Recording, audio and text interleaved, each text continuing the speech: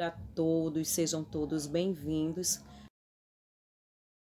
todos da classe Semeadores, sejam todos bem-vindos. Dessa vez, nós estamos com a lição 9, com um tema muito bom, um tema muito edificante, que vai falar sobre a relevância dos 10 mandamentos, dos 10 mandamentos na igreja, onde o Senhor ele vai nos ensinar sobre a relevância dos 10 mandamentos dentro da igreja. Lembrando que a igreja somos nós, é eu, é você. Então sejam todos bem-vindos em nome de Jesus. O texto básico está lá em Êxodo 19, primeiro, e capítulo 20, 17. Que vai falar sobre os 10 mandamentos. Então, esse é o nosso texto básico, onde nós vamos ter a base e vamos entender e aprender sobre os 10 mandamentos. O nosso versículo-chave está lá em Êxodo 19, 5, que fala: agora, pois, se diligentemente ouvirdes a minha voz e guardardes a minha aliança, assim diz o Senhor, então sereis minha prioridade peculiar dentre todos os povos, porque toda a terra é minha. O Senhor fala: se nós ouvirdes, a voz dele, nós seremos prioridade peculiar, prioridade do nosso Deus, porque dele é toda a terra. Aleluia, glória a Deus. O alvo da lição, nós vamos entender a atualidade dos 10 mandamentos, pois o propósito de Deus para o seu povo não mudou. Deus, no passado, ele tinha um propósito quando ele deixou os 10 mandamentos. Então não mudou o propósito de Deus, os planos de Deus. Quando o Senhor disse: não matarás, não furtarás, ame o teu próximo como a ti mesmo, honra teu pai e tua mãe e os outros mais. O Senhor ele quis nos ensinar e continua e vai continuar querendo ensinar, não é isso? Porque Deus ele só tem coisas boas, e quer o melhor dos seus filhos. Então, se nós colocarmos em prática os 10 mandamentos, tudo aquilo que o Senhor, ele deixou, os seus propósitos, os seus planos para com a nossa vida, nós vamos ser bem-sucedidos. Por quê? Porque o Senhor, ele tem nos ensinado coisas boas, o bom de Deus. Então, nesta lição, nós vamos abrir a nossa mente e entender que tudo aquilo que Deus ele tem para nos ensinar é bom, é perfeito, é agradável. É para que nós sejamos sua imagem e semelhança, para que nós sejamos bem-sucedidos. Se o Senhor chega a exortar, o Senhor chega a instruir e nos ensinar um caminho certo. Então, os planos que Deus ele deixou, no passado, continua falando aos nossos corações e não vai mudar.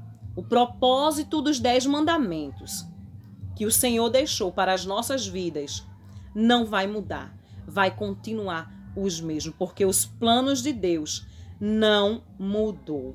Amém? Nós vamos tomar conhecimento dos 10 mandamentos nesse texto de Êxodo, nesse tema dessa aula. Nós vamos ter o entendimento, o conhecimento e mais entendimento sobre os 10 mandamentos.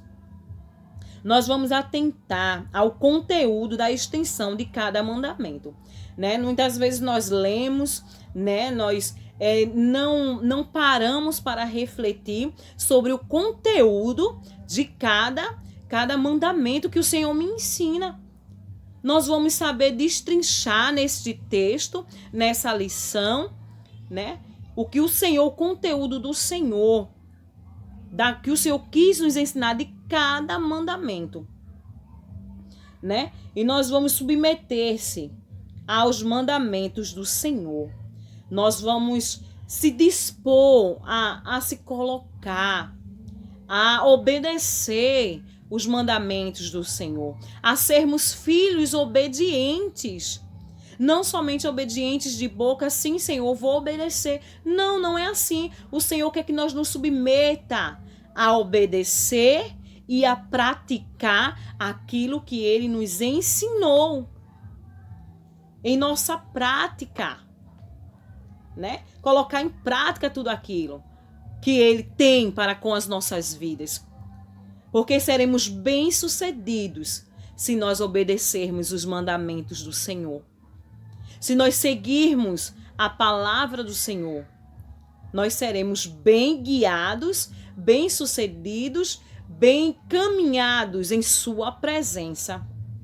Mas é necessário saber, entender o conteúdo, colocar em prática e se colocar à disposição, a submeter-se, né, aos mandamentos do Senhor. Eu tenho que me submeter, você tem que submeter a colocar em prática aquilo que Deus ele colocou para mim, para você aprender. Então vamos destrinchar e vamos aprender mais dessa lição da palavra do Senhor, amém? Tira um tempinho, vai lá em Êxodo, capítulo 20, 17, se aprofunda, esmiuça a palavra do Senhor, se alimenta da palavra do Senhor e veja o conteúdo da palavra do Senhor que Deus ele quer para mim, para você, amém? Quando pensamos nos 10 mandamentos, né, imaginamos logo um fato restrito ao passado, não é mesmo assim? Os 10 mandamentos estão no passado, não está no presente. Não é isso, tá? No Antigo Testamento, e que nada tem a ver com o cristianismo da era da graça, né? Nós pensamos, tem nada a ver.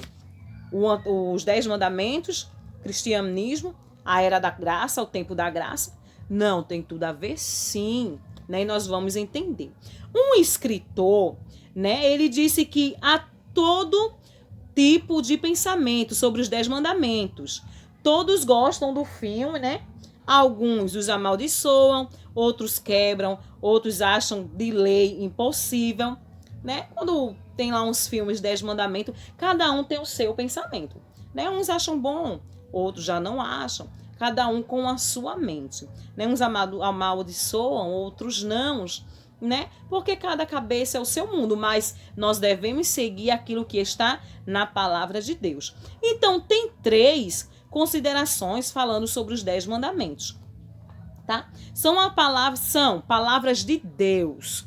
Os 10 mandamentos, primeiro, são as palavras de Deus, né?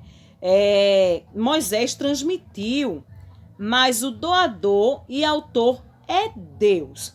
Moisés transmitiu, escreveu, mas o autor é Deus, que foi inspirado por Deus. Está lá em Êxodo 20, 1 e 2. Né? Segundo, apresentam a aliança de Jeová com Israel. Olha aí, a aliança de Jeová, que é o nosso Senhor Deus, com Israel. Deus está fazendo uma aliança com o seu povo e deixa mandamentos que deverão ser observados. O Senhor deixou a sua... aí estava fazendo uma aliança, né? E deixou, né, os mandamentos para que aquele povo observasse, seguisse, obedecesse o Senhor. Está lá em Êxodo 19:5. Não são uma imposição autoritária, mas produto de uma aliança que foi aceita, alegre e voluntariamente, né? Não são uma imposição autoritária, mas um produto uma aliança que foi aceita, né? Isso tá lá em Êxodo 19:8. Os mandamentos traçam uma linha de relacionamento vertical, né? Vertical, como é que eu posso explicar? Deus com o homem, Deus comigo, né? Vertical e horizontal, homem e Deus, tá? E Deus. Então tem mais ou menos esse relacionamento. Homem e Deus e o homem. Nas palavras de Lutero, né, um grande escritor, né, os 10 mandamentos formam um compêndio de doutrina divina, né, o qual nos ensina como devemos nos comportar a fim de que a nossa vida agrade a Deus, né? É uma doutrina. Por quê? Como eu falei lá no início, se nós obedecermos, nós vamos ter uma vida que leva a Deus, né? Deus e o homem em Deus, eu obedecendo os mandamentos, vai me levar uma vida para com Deus. Então, o homem em relação a Deus, né? Os 4 primeiros mandamentos tratam do relacionamento, comprometimento do homem com Deus.